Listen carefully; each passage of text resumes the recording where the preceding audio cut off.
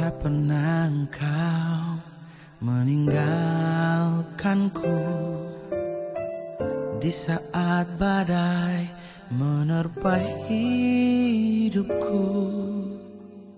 Tak sedetik pun kau melupakanku. Waktuku sesat, ku jauh darimu. Engkau Bapakku yang setia, janjimu selalu beserta hatiku. Terus percaya sepanjang usia.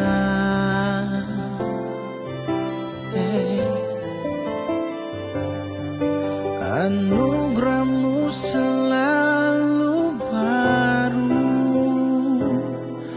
tersedia sepanjang waktu. Sedetik pun tak ku ragu akan firman-Mu.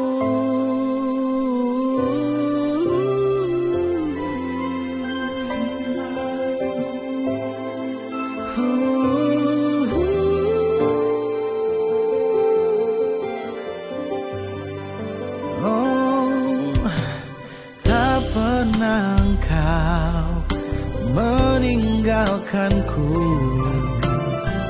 di saat badai menerpa hidupku. Tak sedetik pun kau melupakanku. Waktuku sesat dan ku jauh darimu.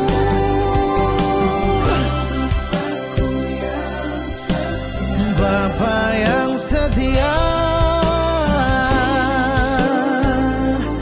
beserta hatiku. Terus percaya sepanjang usia.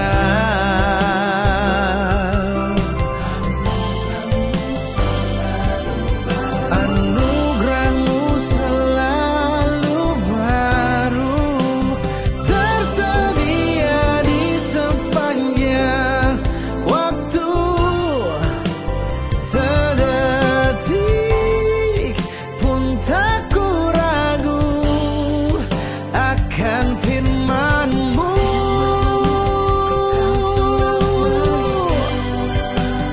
Firman-Mu.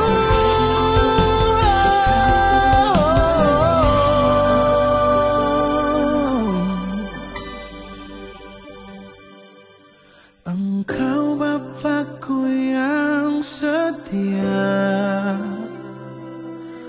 janjimu selalu beserta hatiku. Oh, sepanjang usia.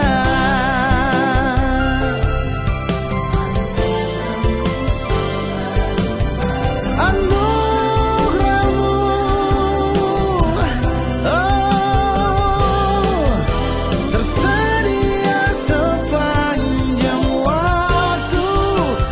Sedetik pun tak ku ragu akan firman-Mu.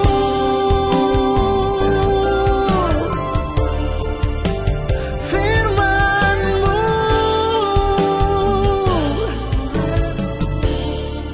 akan firman-Mu.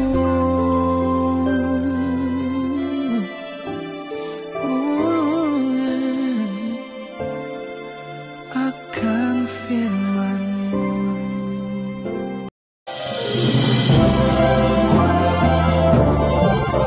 Making life better, bikin hidup lebih baik.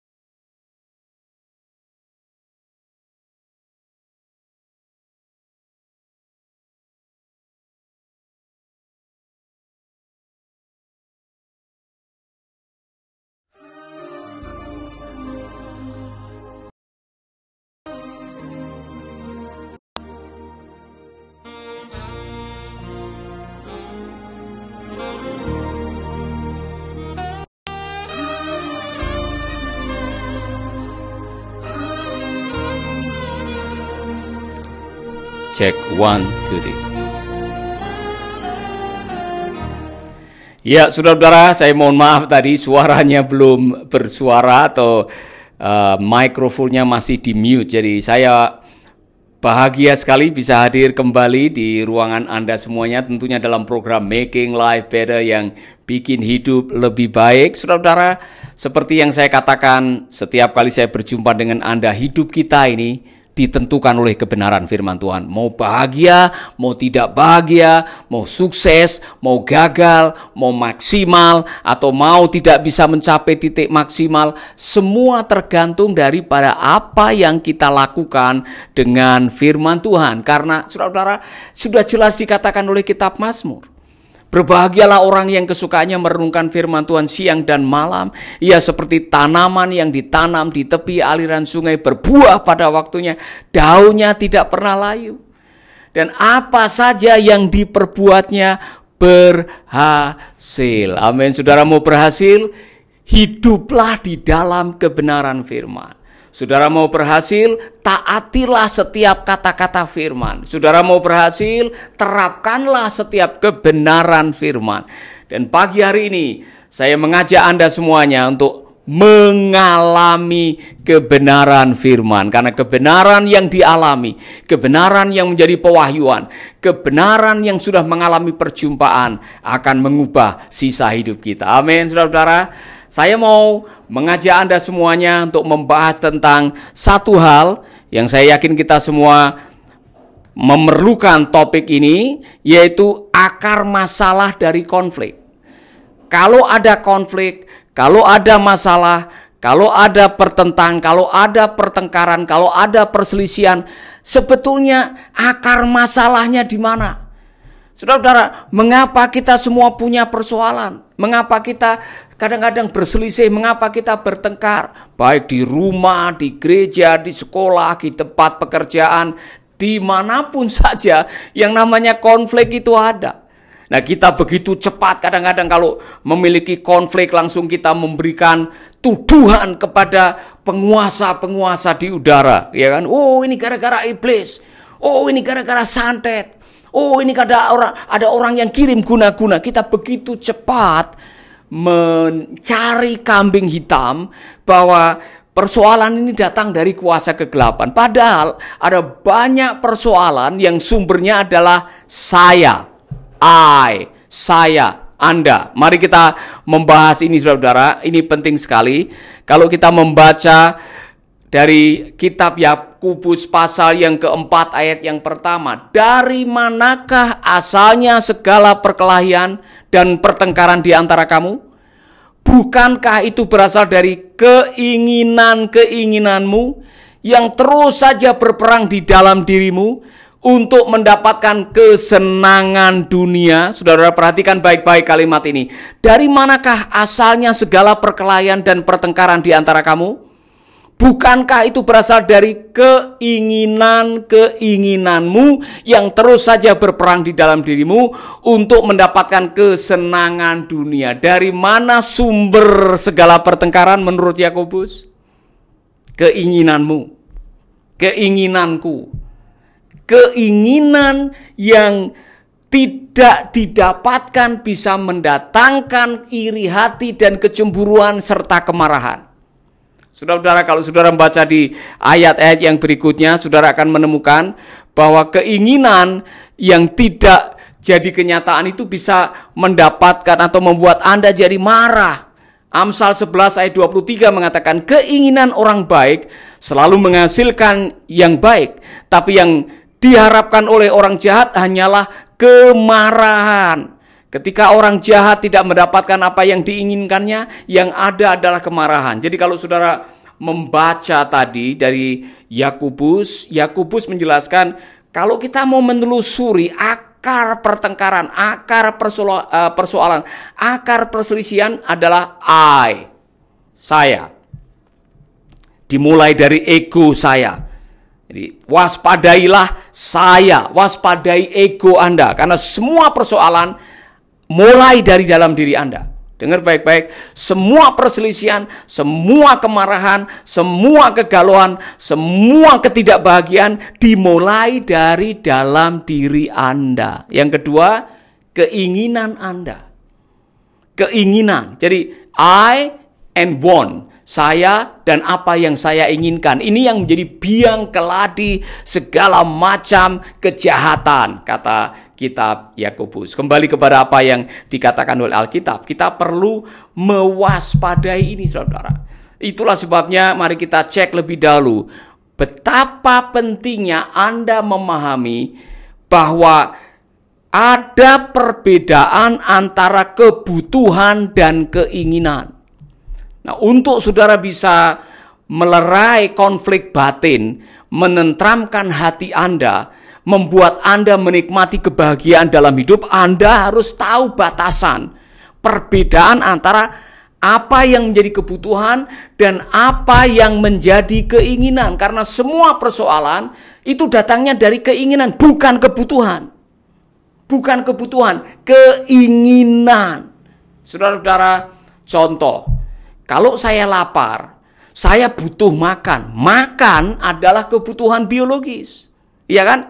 Tapi punya HP baru yang harganya mungkin 20 juta, yang mutakhir, kameranya 4 atau 6, itu adalah keinginan. Jangan sampai keinginan demi keinginan demi keinginan membuat Anda pada akhirnya tidak bisa menikmati kehidupan. Amin. Jadi yang pertama harus Anda waspadai adalah ego, saudara. Saya. Semua persoalan dimulai dari saya. Kemarin saya mengajak saudara menebak. Kalau saudara membaca kata pride atau sombong, P-R-I-D, tengah-tengahnya ada huruf apa? I. Jadi kesombongan dimulai dari I, ego. Kalau saudara membaca kata crime atau kejahatan, C-R-I-M-E, crime. Apa huruf tengahnya? I. Saya. Kejahatan itu sumbernya apa? Sumbernya siapa? Saya. Kalau saudara membaca kata sin atau dosa, S-I-N, huruf tengahnya apa? I. Jadi benar apa yang dikatakan oleh Yakobus. Segala macam perselisihan, konflik, pertengkaran selalu melibatkan I. Makanya kalau Anda bertengkar, jangan cepat-cepat nyalain iblis. Jangan cepat-cepat nyalain guna-guna kah, apa itu pelet, apa itu witchcraft, apa itu namanya kuasa gelap. Jangan cepat-cepat karena sumber masalahnya ada di sini. Saya yang mana? Saya yang punya keinginan terlalu banyak. Maka waspadai keinginan Anda. Apalagi kalau keinginan-keinginan itu bersumber dari kemauan daging, hawa nafsu duniawi. Anda akan bermasalah. Mari kita akan lihat berikutnya, saudara-saudara. Kita akan melihat di dalam ayat yang berikutnya, kita akan menemukan, saudara-saudara, dikatakan kalau harapan dipenuhi, kalau harapan tidak dipenuhi, batin merana. Kalau keinginan terkabul, hati bahagia. Jadi, saudara-saudara, ada orang-orang yang diperintah oleh keinginan yang akhirnya tidak bisa menikmati hidup karena hidupnya habis hanya untuk ingin ini itu. Yang akhirnya orang itu tidak bisa menikmati hidup. Dengarkan baik-baik. Amsal pasal 119 ayat 36. Berilah aku hasrat untuk mentaati peraturanmu, melebihi keinginan untuk menjadi kaya. Pemazmur mengatakan, Tuhan tolong, buatlah hatiku ini punya hasrat, keinginan untuk mentaati firman, bukan untuk ingin kaya, ingin kedudukan, ingin jabatan. Tidak ada salahnya. Yang salah adalah kalau keinginan saudara mendapatkan kaya melebihi keinginan Anda melakukan dan menuruti firman Tuhan.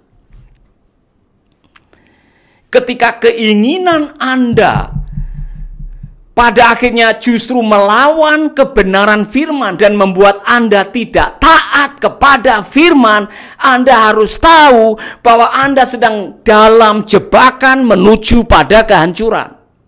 Ini contoh.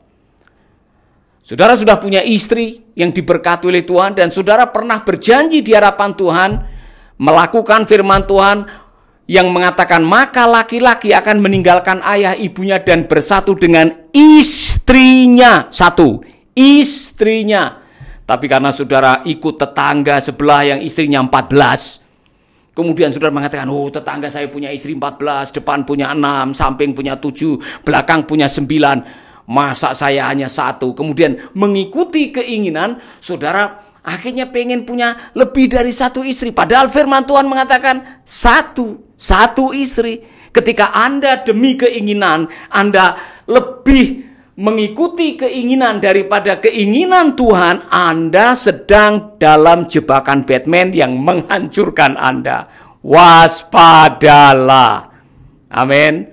Waspadai hidup Anda ketika Anda lebih menyukai keinginan untuk memuaskan nafsu Anda daripada keinginan untuk mengikuti kebenaran firman Tuhan. Haleluya.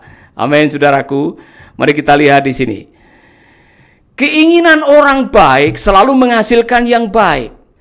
Tetapi yang dapat diharapkan oleh orang jahat hanyalah kemarahan. Jadi saya mau bertanya kepada saudara, ketika keinginan diilhami, dimotivasi untuk kebaikan, untuk menyenangkan Tuhan yang Maha Baik, untuk kebaikan sesama kita, untuk kebaikan diri saudara, keinginan saudara akan mendatangkan kebahagiaan. Tetapi kalau keinginan Anda hanya untuk memuaskan hasrat pribadi Anda akan jatuh dalam perangkap kemarahan. Bawaannya marah. Saudara-saudara, saya baru mengikuti sebuah sinetron. Bawang putih berkulit merah. Saudara mungkin ada yang menonton sinetron itu. Ada satu orang yang jahatnya bukan main. Namanya Elisa. Dia selalu memanfaatkan adiknya. Saudara, dia selalu ngakali. Dia selalu berbuat jahat, punya niat yang tidak baik. Yang diharapkan hanya harta. Bahkan adiknya sendiri dijahili.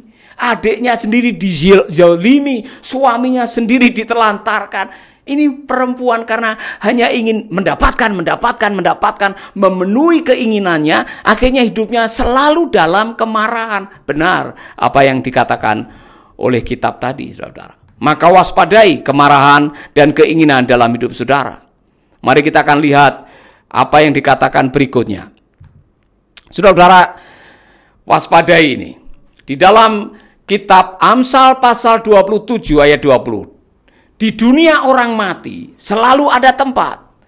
Begitu pula keinginan manusia tidak ada batasnya. Saudara-saudara dengar baik-baik. Di dalam terjemahan bahasa Inggris dikatakan di neraka sana itu segalanya tidak ada terbatas. Keinginan-keinginan selalu di sana. Keinginan jahat itu begitu leluasa, tidak ada batasannya. Demikian juga dengan di kehidupan orang yang selalu punya keinginan itu tidak ada batasnya. Kalau mau dibilang kapan cukup, dikatakan cukup, susah untuk membatasinya. Waspadai keinginan Anda karena ada orang yang ingin ini, setelah mendapatkan masih ingin ini, maka waspadai, kata Tuhan Yesus, segala ketamakan dalam hidup Anda. Waspadalah terhadap segala ketamakan. Kata ketamakan yang ditulis di dalam Injil Lukas adalah plenousias. Plenousias itu artinya orang yang pengen untuk plenty, memiliki lebih banyak, sehingga hidupnya dikuasai oleh keinginan. Orang yang hidupnya dikuasai oleh keinginan, suatu saat dia akan menyesal. Karena bagi orang yang punya niat untuk ingin ini, ingin itu, akhirnya tidak bisa menikmati hidup. Saudara-saudara, ada satu orang yang datang kepada Tuhan Yesus dan mengatakan, "Guru, tolong jadilah hakim atas persoalan kami. Saudara kami tidak mau berbagi warisan dengan kami. Kemudian Yesus mengajukan sebuah cerita, ada orang muda yang bodoh. Orang muda ini pekerjaannya dia menanam, dia kemudian memanen, mengumpulkan hasil panenannya, kemudian membawa ke lumbung. Besok pikirannya hanya satu, menanam lagi, memanen lagi, masukkan dalam lumbung. Oh, lumbung sudah besar, tidak muat untuk panen. Dia rombak lumbungnya, dia perbesar kapasitas lumbungnya, manen lagi, rombak lumbungnya, mengumpulkan. Setelah semua terkumpul, baru dia bilang kepada jiwanya, hai jiwaku, ada banyak makanan, ada banyak minuman yang bisa kau pakai untuk bertahun-tahun lamanya. Makanlah, minumlah, bersenang-senanglah. Dan sebelum dia makan, sebelum dia bisa menikmati apa yang dia miliki, dia mati. Kemudian ada pertanyaan, lalu untuk siapakah hartanya itu nanti?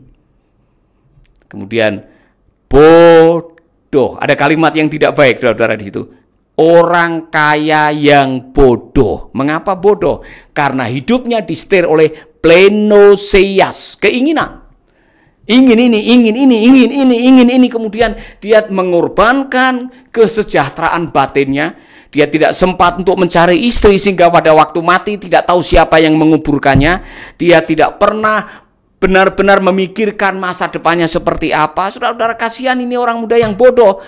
Begitu bodohnya dia tidak pernah memikirkan bahwa kebodohannya akan ditulis di dalam sebuah kitab suci dan jadi omongan banyak orang. Saya sedang ngomongin dia, orang muda yang bodoh. Waspadalah. Hidup sekali, jangan dipenuhi dengan plenosias. Ingin ini. Bertobat, saudara-saudara. Itulah sebabnya saya mau melanjutkan pengajaran kita, saudara-saudara. Kalau yang namanya keinginan itu tidak ada batasnya, maka kalau Anda ingin bahagia, rahasia dalam hidup Anda yang harus Anda miliki adalah taklukkanlah keinginan. Bukan keinginan yang menguasai Anda yang harus menguasai keinginan. Anda yang harus bisa memanage what I want. Apa yang saya mau, Anda harus bisa memanage apa yang menjadi hasrat nafsu Anda. Kalau tidak, Anda akan jadi bulan-bulanan nafsu Anda. Anda akan jadi korban keinginan Anda sendiri, sehingga akhirnya Anda terjebak gara-gara tetangga bisa bangun rumah, beli mobil baru, kemudian saudara menghalalkan korupsi, ngambil uang rakyat, ngembat uang negara, saudara, demi memenuhi keinginan. Gara-gara ingin membeli tas yang harga 50 juta, Anda akhirnya mencuri uang yang bukan miliknya saudara. Gara-gara saudara ingin memiliki pelayanan yang besar, kemudian Anda menghalalkan segala macam cara. Waspadai keinginan Anda, karena dari keinginan Anda bisa-bisa tidak menikmati kehidupan ini. Manage keinginan saudara adalah awal dari kesuksesan hidup saudara. Amin. Mari kita baca Markus pasal 4 ayat 18 sampai 19. Dan yang lain ialah yang ditaburkan di tengah semak duri. Itulah yang mendengar firman itu, lalu kekhawatiran dunia ini dan tipu daya kekayaan dan keinginan akan hal yang lain masuklah mengimpit firman itu sehingga tidak berbuah. Wow.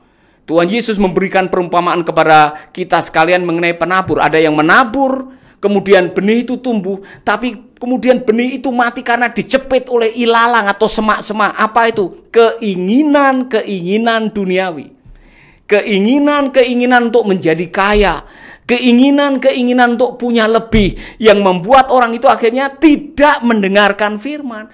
Mengabaikan firman, tidak hidup di dalam firman, dan akhirnya firman tidak berbuah dan engkau pada suatu saat menuai akibatnya.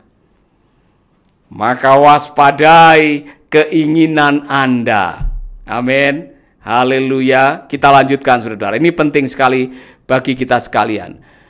Ada sebuah ayat di dalam kitab Roma yang mengatakan seperti, karena keinginan daging adalah maut. Tetapi keinginan roh adalah hidup dan damai sejahtera. Keinginan daging adalah keinginan yang dijiwai oleh nafsu daging yang fana ini.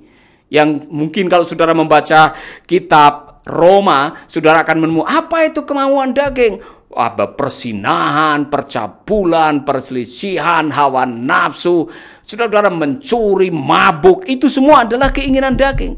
Keinginan yang hanya untuk memuaskan kedagingan Anda, yang ujung-ujungnya adalah maut. Ujung-ujungnya adalah maut. Itulah sebabnya saudara, kita perlu waspada dalam hidup ini. Kita perlu berjaga-jaga supaya kita tidak terjebak di dalam keinginan yang pada akhirnya membuat kita tidak merasakan kehidupan yang seharusnya. Haleluya. Mari kita akan lanjutkan saudara-saudara apa yang dikatakan oleh firman Tuhan, dikatakan di sini.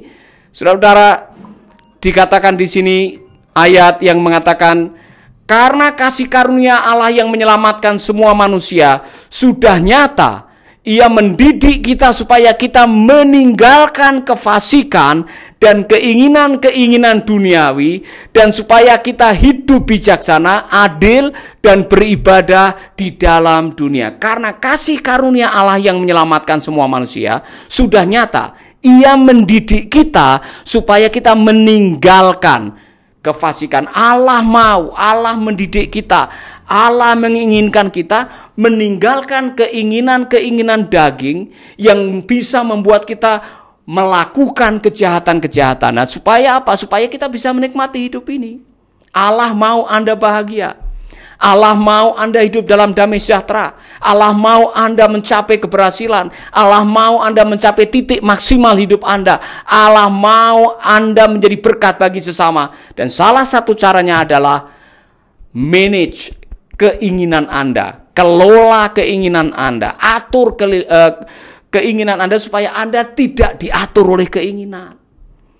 Amin. Haleluya. Satu lagi ayat yang saya pikir penting sekali buat kita semuanya, saudara. Kitab Pengkhotbah pasal yang ke-6 ayat 1-2 mengatakan begini. Ada satu kemalangan yang telah kulihat di bawah matahari, yang sangat menekan manusia. Orang yang dikaruniai Allah kekayaan, harta benda, dan kemuliaan, sehingga ia tidak kekurangan satu apapun yang diingininya. Tetapi orang itu tidak dikaruniai kuasa oleh Allah untuk menikmatinya, melainkan orang lain yang menikmatinya. Inilah kesia-siaan dan penderitaan yang pahit. Ada orang yang udah habis waktunya untuk mengumpulkan, mengeruk kekayaan, punya segalanya, tetapi tidak diberi karunia oleh Tuhan untuk menikmatinya. Itu adalah kesia-siaan. Percuma Anda punya rumah 16 kalau Anda tinggal di penjara. Percuma Anda punya restoran kalau Anda tidak bisa makan makanan yang enak, makanannya hanya bubur saja. Percuma Anda punya mobil 16 atau 17, tapi Anda tidak bisa mengendarainya. Percuma, saudara-saudara. Maka ada orang yang mengatakan, ada firman yang mengatakan, ada orang yang dikaruniai banyak, tapi tidak dikaruniai menikmati. Saya menemukan di dalam hidup ini, ada beberapa kelompok manusia berdasarkan menikmati dan ada memiliki, saudara-saudara. Ada yang memiliki dan bisa menikmati, itu betul-betul diberkati. Ada yang memiliki tapi tidak bisa menikmati. Itu orang yang kasihannya bukan main, saudara-saudara. Ada orang yang tidak pernah memiliki dan tidak pernah menikmati. Itu betul-betul sial.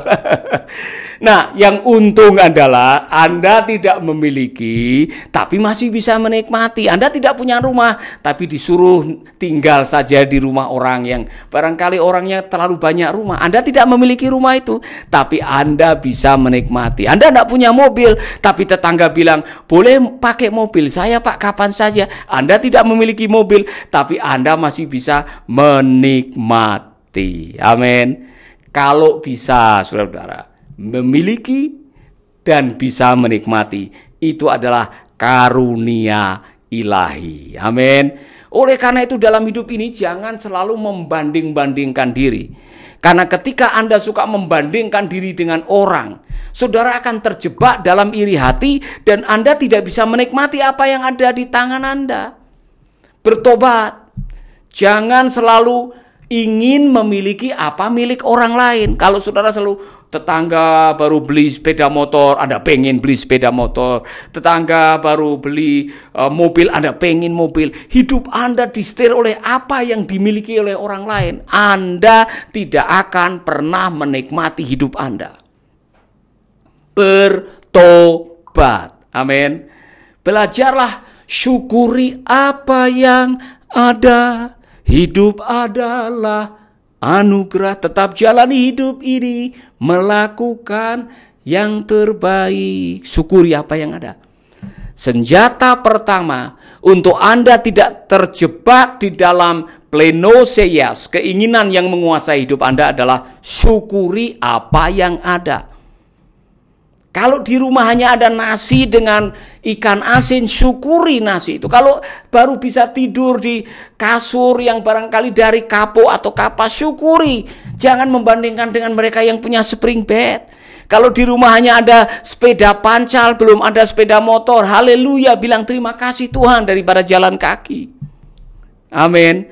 Oleh karena itu saudara, waspadai kalau Anda punya kebiasaan ngitung rezeki orang. Mobilmu berapa? 3. Aduh saya belum punya. Rumahmu berapa? 3. Aduh saya masih ngontrak. Istrimu berapa? 3. Aduh saya belum punya. Nah, saudara-saudara, akibatnya lama-lama Anda tidak bisa menikmati hidup gara-gara tiap hari ngitung rezeki orang lain. Padahal firman Allah mengajarkan hitunglah berkatmu satu-satu. Ada lagunya, hitung berkatmu satu-satu. Ingat semua, janganlah lupa. Hitung rezekimu sendiri. Jangan suka menghitung rezeki orang lain. Anda yang suka mengingini apa yang menjadi milik orang, Anda akan terjebak di dalam dosa iri hati dan terjebak di dalam sebuah kehidupan, gaya hidup yang tidak bisa dinikmati.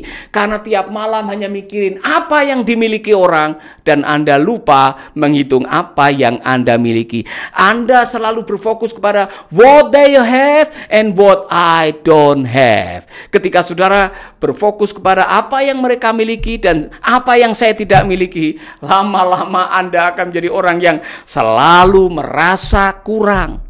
Ketika Anda selalu merasa kurang dan tidak pernah menikmati hidup, Anda tidak akan pernah bahagia dengan hidup ini. Maka belajarlah dari Rasul Paulus. Apa itu? Aku tahu apa itu kelimpahan. Aku tahu apa itu kecukupan. Segala perkara dapat kutanggung di dalam Dia yang memberikan kekuatan kepadaku. Karena apa? Rasul Paulus sudah belajar sesuatu. Aku telah belajar mencukupkan diri dengan apa yang ada. Ibu-ibu, belajarlah mencukupkan diri dengan apa yang ada. Tidak usah banding-bandingin dengan yang lain.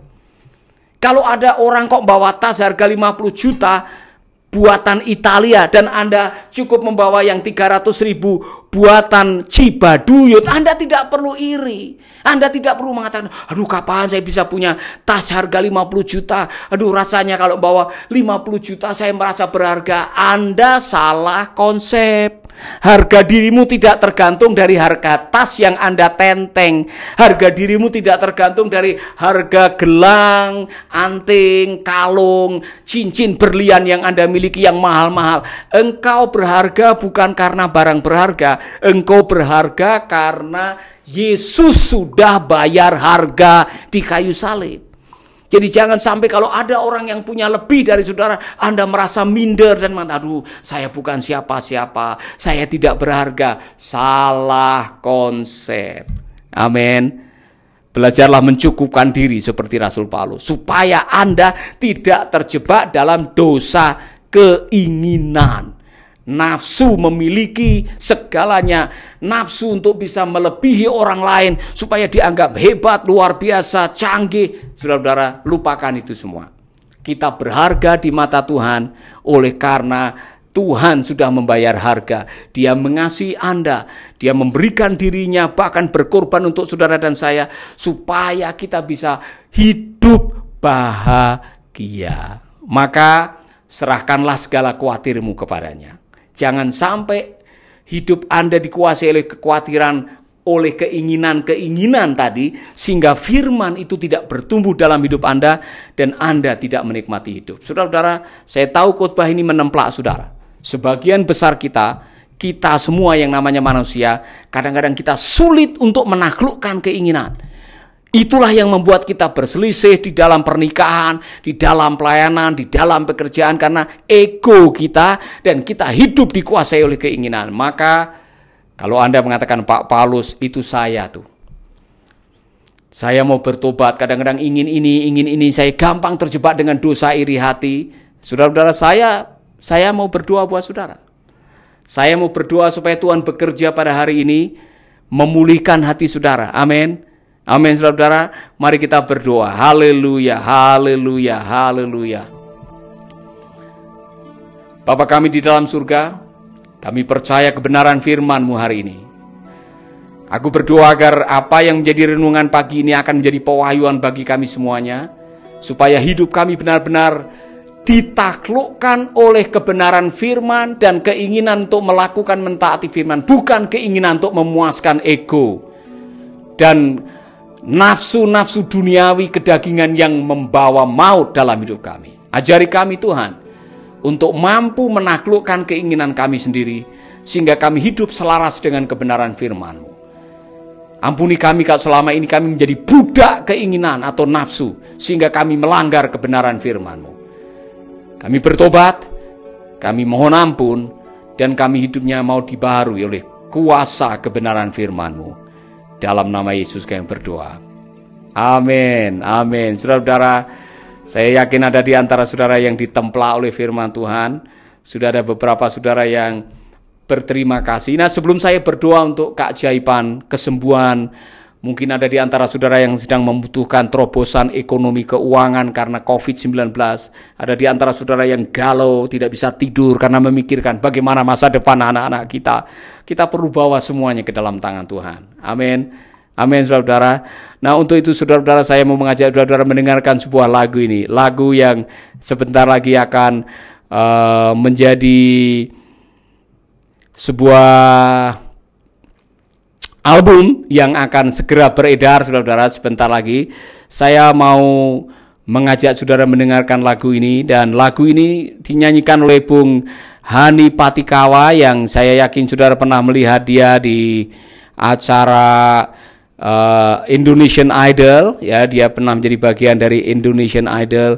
Dia juga pernah di Racing Star, ya, suaranya cukup bagus, dan Bung Hani Patikawa memberikan suaranya untuk memuliakan nama Tuhan melalui lagu ini, dan saya yakin ini lagu akan menjadi berkat bagi kita sekalian. Amin, saudara.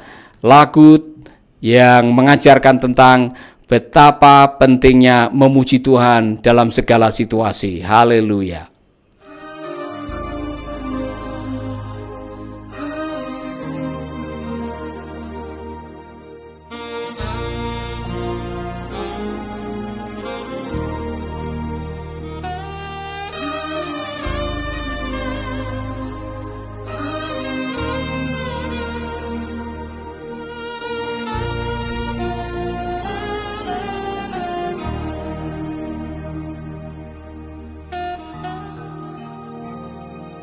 Sungguh besar kasih setiamu, setiap hari selalu baru.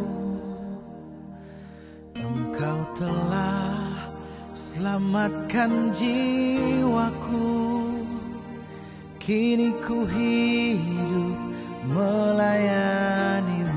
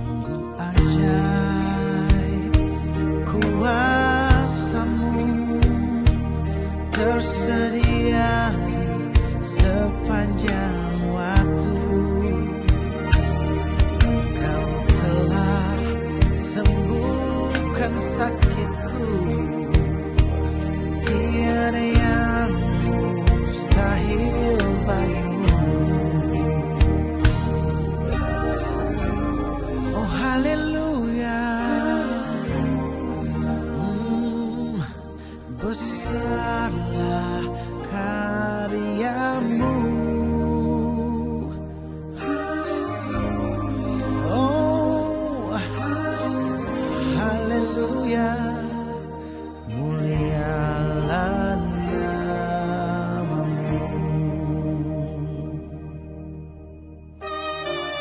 Oh, sungguh mulia panggilanmu, menjadi duta kerajaanmu, membebaskan jiwa terbelenggu, melayani seumur hidupku. Haleluya, haleluya, besarlah karyamu.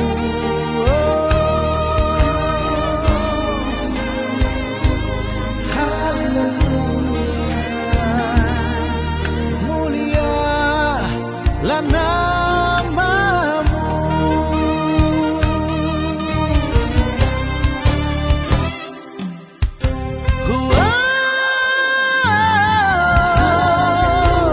Oh, haleluya, besarlah karyamu.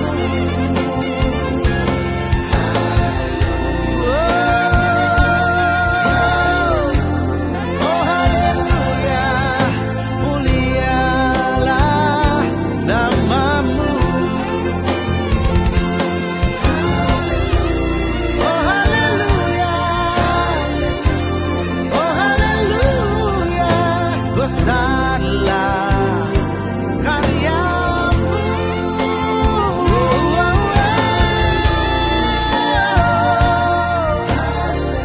Oh, haleluya, mulialah namamu. Haleluya, haleluya,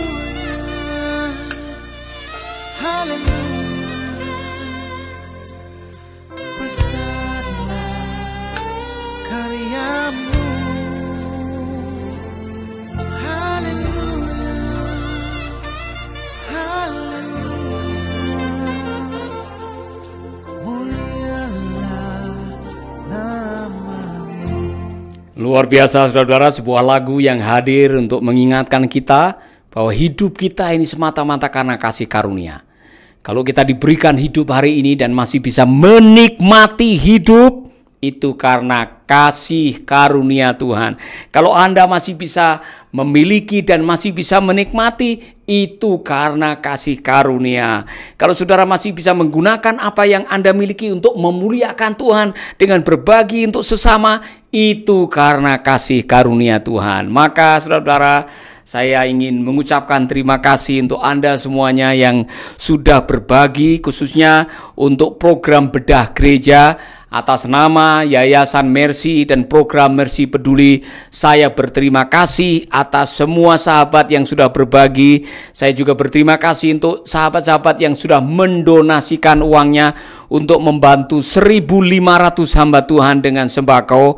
Saudara-saudara, ada banyak hamba-hamba Tuhan yang terus terang saja sangat memerlukan pertolongan, dan mereka tidak meminta kepada saya, tetapi saya terbeban untuk menolong, sehingga kami dengan yayasan kita bisa menggalang dana untuk memberkati mereka. Saudara-saudara, saya pernah menanyakan seorang hamba Tuhan di sebuah pulau. Saya tanya, berapa pendapatan, atau boleh kalau istilah pendapatan mungkin tidak dianggap tepat, berapa persembahan Anda yang Anda terima, persembahan kasih dari jemaat pada hari Minggu, yaitu persembahan dan persepuluhan. Ada seorang hamba Tuhan yang mengatakan, maksimal Pak, setelah dihitung-hitung hanya 40.000. Aduh saudara, 40.000 pada hari Minggu untuk hidup 1 minggu dengan 4 anak, bagaimana bisa bertahan? Tetapi karena dia setia melayani, dia memang mencangkul, tanam sayur, berusaha yang lain, akhirnya dia bisa hidup. Tetapi saudara, alangkah indahnya kalau kita bisa meringankan beban mereka. Itulah sebabnya lahirlah Yayasan Mercy peduli para hamba Tuhan, dan puji Tuhan sudah lebih dari 700 yang sudah mendapatkan sembako, dan kami rindu setiap hari, setiap bulan bisa menolong lebih lagi untuk meringankan beban mereka. Secara pribadi saya ingin berterima kasih kepada Anda semuanya yang telah berdonasi. Berkat Tuhan melimpah buat Anda semuanya. Amin. Tiba saatnya saya mau berdoa buat Bapak Ibu Saudara yang memang sedang membutuhkan keajaiban untuk kesembuhan, perbaikan keuangan, ekonomi, pemulihan pernikahan, apapun juga yang Anda perlukan. Ada ayat yang mengatakan, serahkanlah segala khawatirmu kepada Tuhan, karena dialah yang memperdulikan kamu. Maka mari kita akan belajar berserah kepada Tuhan. Kita izinkan semuanya dibawa di kaki Tuhan. Saudara-saudara, saya mengingat kebenaran yang mengatakan pencobaan yang kamu alami adalah pencobaan yang biasa. Tuhan tidak pernah memberikan pencobaan melebihi kekuatan Anda. Dan Tuhan juga akan memberikan jalan keluar pada waktu Anda menghadapi tantangan. Mari kita berserah kepada Tuhan, kita serahkan semuanya di kaki Tuhan. Bapa kami di dalam surga, kami berdoa buat saudara-saudara kami yang sedang bergumul dengan kesembuhan, keuangan, pernikahan, masa depan, hubungan, pekerjaan, apapun juga ya Bapak. Kami berdoa agar hari ini ada kuasa-Mu mengalir, menjamah, menjawab doa mereka. Dan kami berdoa sekarang juga di dalam nama Yesus, Engkau bekerja di dalam hati anak-anak-Mu, hamba-hamba-Mu, sahabat-sahabat kami yang sedang menonton dan mendengarkannya.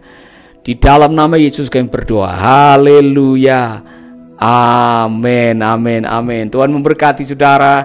Jangan lupa bagikan video ini untuk sahabat-sahabat Anda, supaya mereka juga diberkati seperti Anda. Dan jika Anda ingin mendengarkan terus Making Life Better, Anda cukup mendownload aplikasi Making Life Better dari Google Store atau Play Store secara gratis. Saudara tidak perlu bayar. Download aplikasi ini, saudara diberkati. Dan biarlah setiap hari saudara bisa mendengar, imanmu dikuatkan, hidupmu diberkati, dan berbagi dengan yang lain. Sampaikan kepada teman-teman untuk mendownload video ini. Amin. Tuhan memberkati saudara. Sampai berjumpa lagi di Making Life Better yang berikutnya. God bless you.